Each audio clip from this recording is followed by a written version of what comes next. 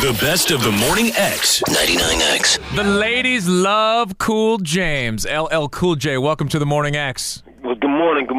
Good morning to you. What's up? Yeah, I feel good. Hey, people call you LL or Or Cool? Or I think LL was pretty simple. Double L. Who Yeah, LL works. Who calls you James? You can call me James. No, but who does? Who in your life calls you James? Nobody. Not even family? Nah. Your They call family? me Todd.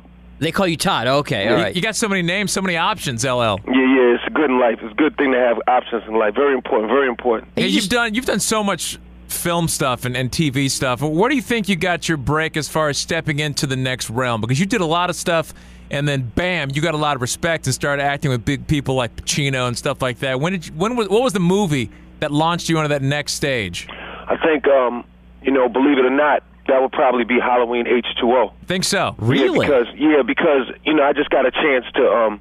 Although it's just a horror film and it's like a teen horror film and everything, that was the film when I decided that I really, really, really wanted to pursue acting heavily, because that's the first film I did after I did my TV show. Did you ever want to put down music completely and just do acting?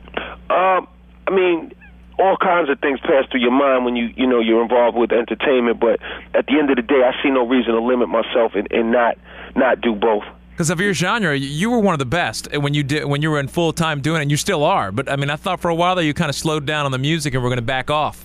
Well, I enjoy what I do. Like, I'm almost finished with my new record. It's called 10, and I'm about to put it out probably late spring, early summer. But I'm going to tour this year, so I'm not gonna give up the music. I don't see any reason. There's a lot of people out there who really, really enjoy my music and look forward to hearing a new record from me, every year or so. So I'm definitely going to continue doing that, and I'm not gonna put it on the back burner or anything. I'm gonna really and truly do both.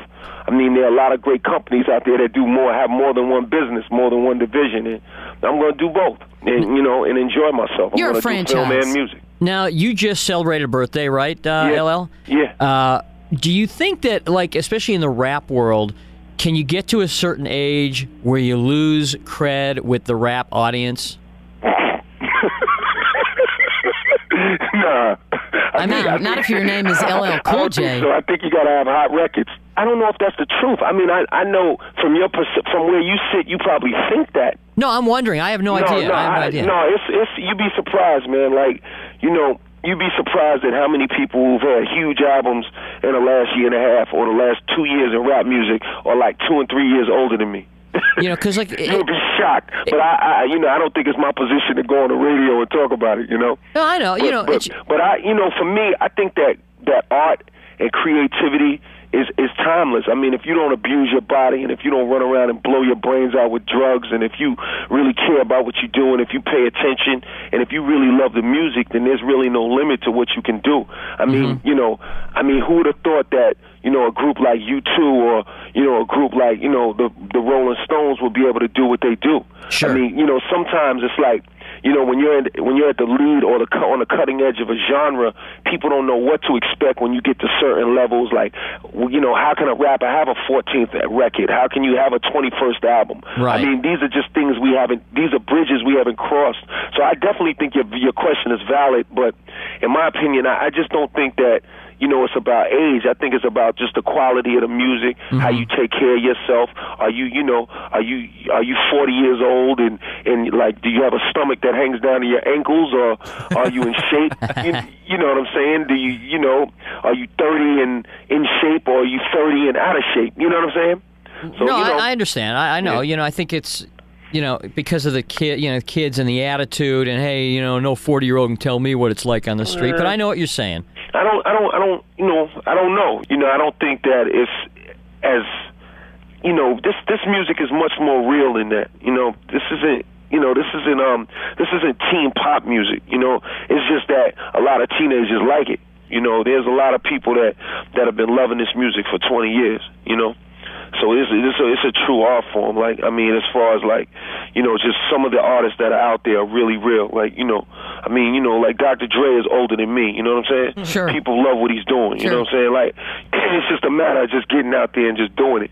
But as far as that's the difference between music and film. People don't even ask those questions in film, because in film there's just so many different people in the world and so many stories to tell that, you know, you could be Morgan Freeman's age, you could be LL's age, you could be 15, and there's a role for you, you know? We're talking to LL Cool J. In your movies, I mean, I enjoyed you in Deep Blue Sea. I thought thanks. That was a very funny. I mean, I thought your character was great. Oh, thanks. Any Given Sunday, you were great, and Oz, which Oh yeah, that had to be. Yeah.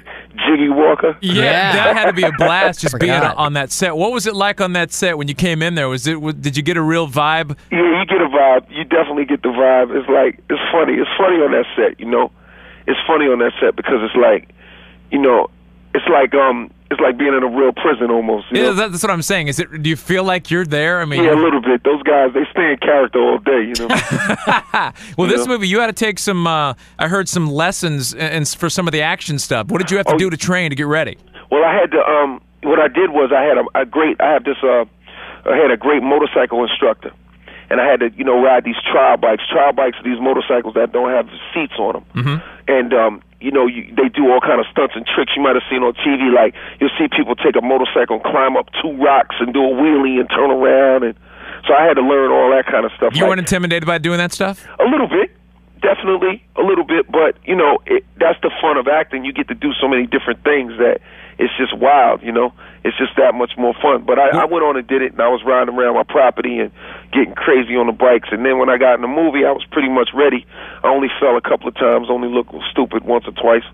So it went well. What's all the talk about Rollerball and how I mean, you've seen the final product, right? Yeah. Because there's all this talk about how they're not screening it for critics and all this stuff. Why does that talk come up? Well, I mean, you know, the only reason I could think of it, you know, I had this conversation with somebody yesterday, is that, you know, some movies, you know, this isn't Beautiful Mind we're talking about. You know what I'm saying?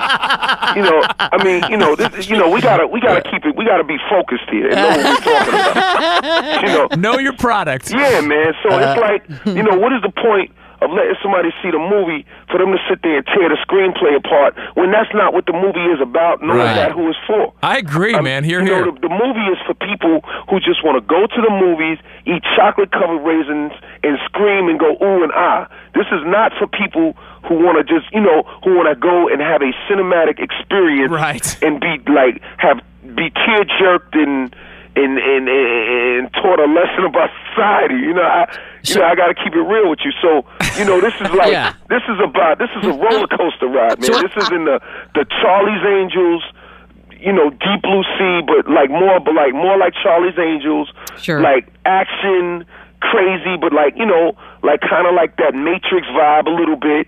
But you know, in that world, you know, this is not a critical kind of movie. Right, you know? man, saying, you get my respect just for not dodging that question, I know, because exactly. everybody else tries to pull BS and you're just throwing it out straight, and I like that. He's like, hey, you know what?